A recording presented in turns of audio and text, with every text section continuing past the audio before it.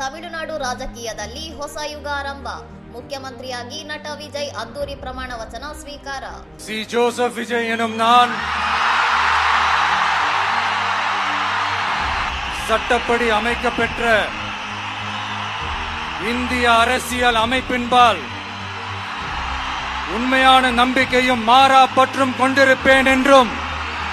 ಚೆನ್ನೈನ ನೆಹರು ಒಳಾಂಗಣ ಕ್ರೀಡಾಂಗಣದಲ್ಲಿ ನಡೆದ ಸಮಾರಂಭದಲ್ಲಿ ಟಿವಿಕೆ ಮುಖ್ಯಸ್ಥ ವಿಜಯ್ ಅವರು ಮುಖ್ಯಮಂತ್ರಿಯಾಗಿ ಅಧಿಕಾರ ವಹಿಸಿಕೊಂಡರು.